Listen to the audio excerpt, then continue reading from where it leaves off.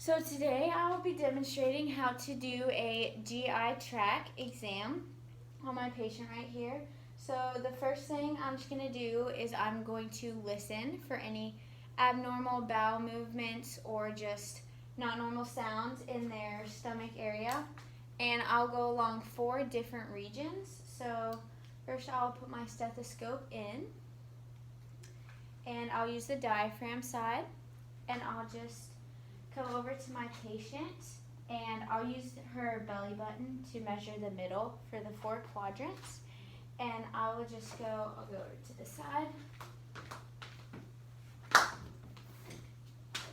And you're just going to listen for any sounds. So the first one is going to be right about here under the first rib or the last ribs.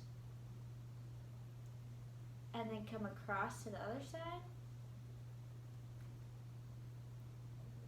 And then come down.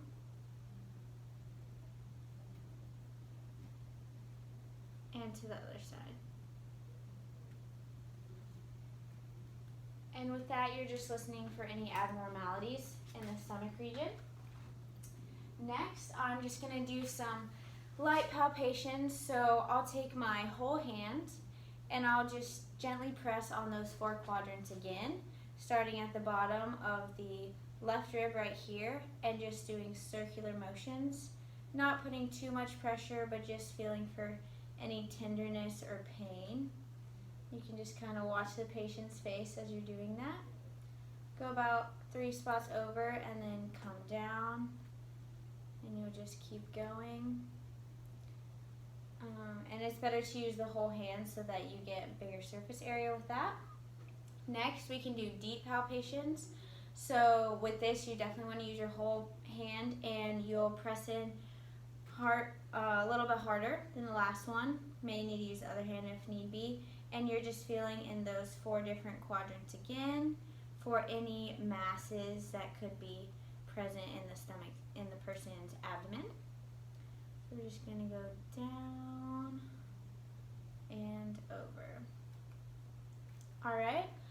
The next thing I'll be doing is a special palpation. So I will come over and palpate the liver.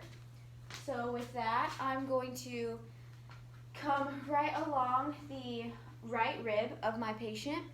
And what I'm going to do is I'm going to take my fingers and slightly push up under the bottom of that last rib.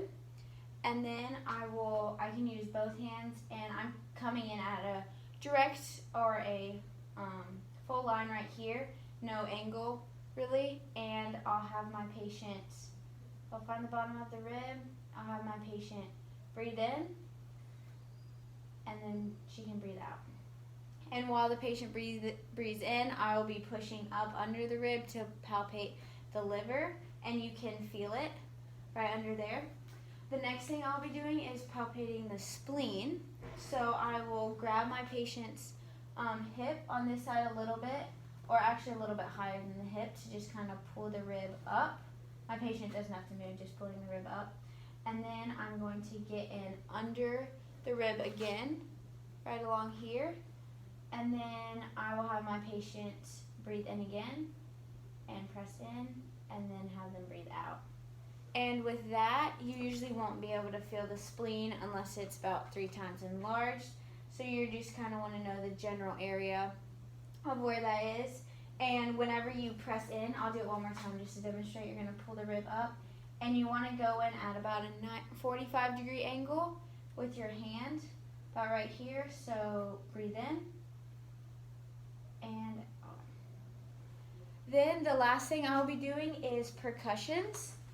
So I can come back on this side and just in those same 4 quadrants, and I will take 2 fingers or 1 finger, place it directly in that quadrant and just listen for the loudness or softness in her abdominal region. So I'll just tap my fingers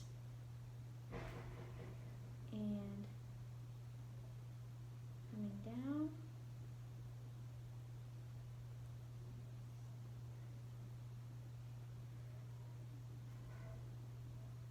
And that's just listening for if you hear louder percussions or softer ones. And that is all today for the GI tract examination.